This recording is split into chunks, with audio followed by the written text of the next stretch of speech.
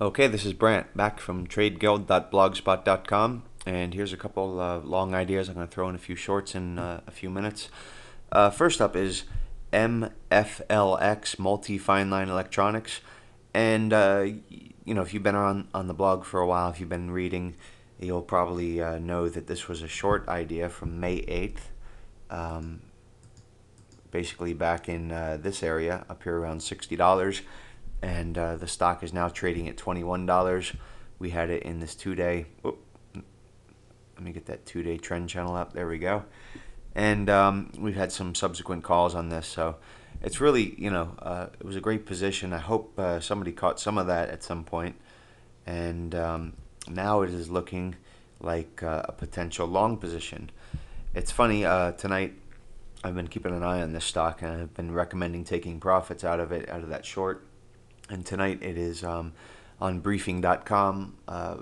They mention some very highly shorted stocks, have very high short interest with, they're relatively small companies, small float, small caps. And MFLX was one, and the next stock I'm going to highlight was another one. And basically, the idea here is, they're not endorsing it, saying this is a short squeeze, but it's a potential short squeeze. And for more than one reason here. Let's take a little closer look here. And first of all, I want to look at the MACD indicator down here in blue. And what I'm seeing in MACD, it's kind of interesting, as price is making these new lows here and here and here and here. What we're seeing is MACD making shallower dips. So we have there and here and then ultimately up here. So basically the net effect is price is heading down, and the MACD indicator, which in a normal, healthy, strong downtrend would head down, it's heading up. So this is a positive divergence in MACD. It's a very powerful divergence. Also, we see the time segmented volume in the lower window, and that's in red. And basically, we're also seeing that same divergence. Down here, we're seeing a lot of selling. At this low, we're seeing less selling, and at this low, less selling still. So we're seeing basically this trend that is showing less and less selling on these new lows. So one of the other interesting things that I see on this chart is this 50-day moving average is starting to base out. I think it is highly probable that this stock is entering a period of basically accumulation. We have a big spike in volume over here, and I'm going to just take a closer look at that. And we even had a gap up on that day. So I think we're entering a period of accumulation. With that high short interest, there's a good probability that we could see a short squeeze. I have another stock that I want to show you that's along the same levels, and this is PWEI, PWE Gold, Rubber, and Plastics. And this, again, was listed as a very highly shorted stock, high short interest by briefing.com in their article. And the chart really looks great. I don't know what the shorts are thinking here. We had this big period of consolidation here in the breakout, and a subsequent pullback over here. We're getting close to that 22-day moving average, which is nice. And it looks like, maybe we're forming a pennant of some sort, or possibly a rectangle. But it is a consolidation, and the volume that is diminishing confirms that for us. So we're not seeing heavy profit taking here after this move. And with that high short interest, another breakout, and I think they're going to be pinched to start covering here. The other interesting thing is there's no overhead volume here. I mean, look at this stock. The shorts in this stock are at a loss. I mean, there is no overhead volume. We're looking at blue sky above. So we're basically close to all-time highs. The shorts are in trouble in this position. So I would consider it, and I would put a stop under this 22-day moving average, I think. Next up is OCPI, and this is not a play, a short interest play, although I haven't checked the short interest. I'm not sure what it is. But look at this big base that's forming. The 50-day moving average is flattening out. 22-day moving average is flattening out. Volume has tapered off. We have a nice looking pattern here in MACD. This big, huge dip down here, and then the lower low over here with a much shallower dip. In red here, time segmented volume is very positive. It's on an uptrend, and we're just now, for the first time since May, or actually since April, we're trading above the 50-day moving average over here. So let's take a little closer look there. And it's probably going to pull back by the look of these candles a little bit, maybe to that 22-day moving average or so.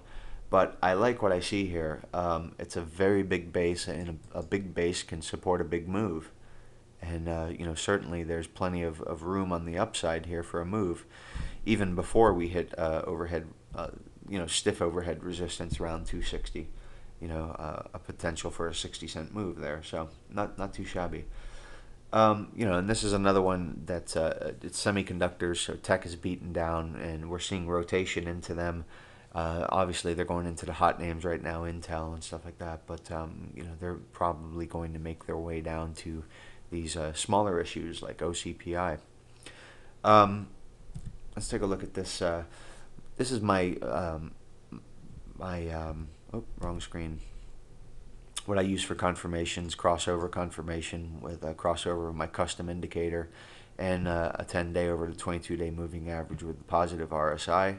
So we have this crossover here, which is saying a long. I like to buy these longs on a pullback either to this 10-day moving average here or to the 22-day moving average. And by the look of this candle formation here, it looks like we will get a pullback a little bit. And I know what you're thinking. It looks like a lot of crossovers here, but even here, we don't have confirmation at the time of that crossover of RSI or RSI and the custom cumulative at the same time. So even though we're getting these crossovers, I use a couple different indicators to kind of filter out the noise that is associated with a base or a sideways trend. Other than that, I think that's it for my new long ideas. I posted a ton of ideas on Monday and last week too. So I would recommend going back and taking a look at those videos and taking a look at those ideas. The shorts are not really lining up real strong. There's not any that I'm really thrilled about, but I'm going to show you some to keep your eye on, because at some point this little uptrend that we're seeing here is going to end, and we want to be ready and positioned and know what stocks we like. Or maybe you want to hedge your long positions a little bit with some shorts. Here's FMC. This is chemicals. A big move, relatively speaking, today for the company. But what I'm seeing here is this 50-day moving average has just rolled over. As you can see up in this area, it's rolling over. And this area here, in my opinion, is a period of distribution. So all of this action that's just chopping up and down, like the big mess I just scribbled, is distribution, and now we're in a period of decline. In that period of decline, we saw this nice move today up into the 50-day moving average, and that was on pretty light volume. So I think FMC possibly, if we see something that looks like a doji tomorrow up here around that 50-day moving average, maybe you want to consider a short in that issue. Okay, here's that trend channel, and you can see it's broken down even out of the downtrend and has kind of returned into a period of normalcy where it is again shortable, I think. And here's money stream, and it's heading way down, and compared to where price is at this level here and at this level, and you look where money stream is, it's got a relative divergence. So it looks like there's some trouble ahead for FMC, so maybe you want to consider that one. I am going to cut this video a little bit short because I'm running out of time here, and I am going to come back with another video that covers the shorts for you. I'll see you in just a few.